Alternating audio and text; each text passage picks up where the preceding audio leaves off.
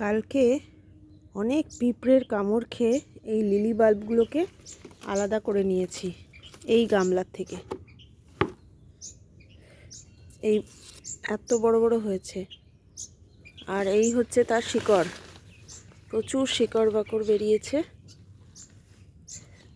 এইবারে আমি এর মধ্যে এক একটা করে আবার ট্রান্সপ্ল্যান্ট করব।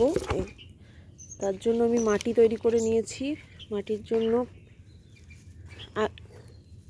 এই শীতকালে যেটাতে আমি লাগিয়েছিলাম হচ্ছে পালং শাক, সেটা তুলে নেওয়ার পরে এই মাটি এবং তার সাথে একটু গোবর সার, একটু নিম খোল, একটু ডিএপি আর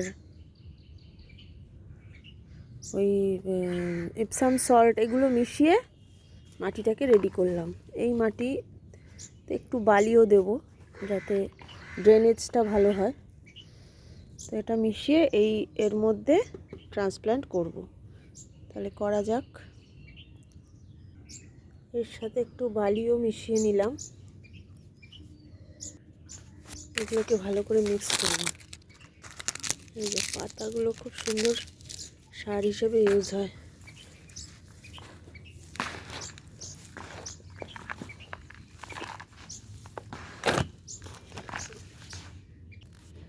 ড্রেনেজ হোলগুলোকে বন্ধ করে নিতে হবে খোলাম কুচি দিয়ে। তারপরে মাটিগুলো ঢেলে দিলাম।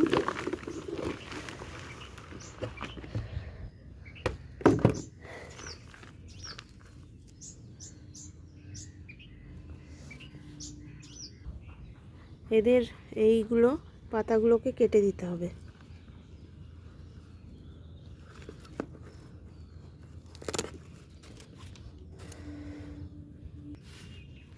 ফাইনালি সব কটাকে রিপোর্টিং করে দিয়েছি।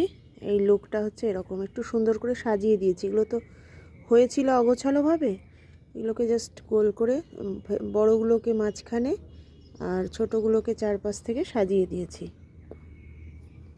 দেখা যাক। এই আমি প্রথম রিপোর্টিং করলাম, এগুলোকে রিপোর্টিং করলাম এই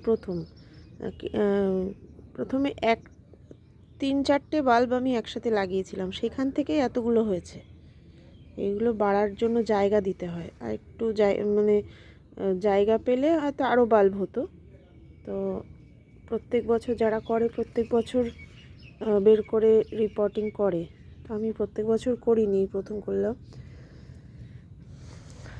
দেখা যাক এবছর ফুল দেয় কিনা। সাধারণত এটা মার্চে ফুল হয়, হয়তো একটু লেটও হতে পারে যেহেতু বের করেছিলাম। আর এর সাথে আরেকটা জিনিস আমি দিয়েছি, সেটা বলতে ভুলে গেছি। সেটা হচ্ছে জুয়েল রুট। এই রুট ডেভেলপমেন্টের জন্য কিছু একটা, সেটা অন্য কোম্পানিরও হতে পারে। আমাকে এইটা দিয়েছে, তো এটাই আমি দিলাম। অ্যাগ্রোমিন গোল্ড, এগুলোও মনে হয়, না ওটা মনে হয় আলাদা। এটা রুট ডেভেলপমেন্টের জন্য কিছু একটা, এই জিনিসটা দিয়েছি একটু গুঁড়ো।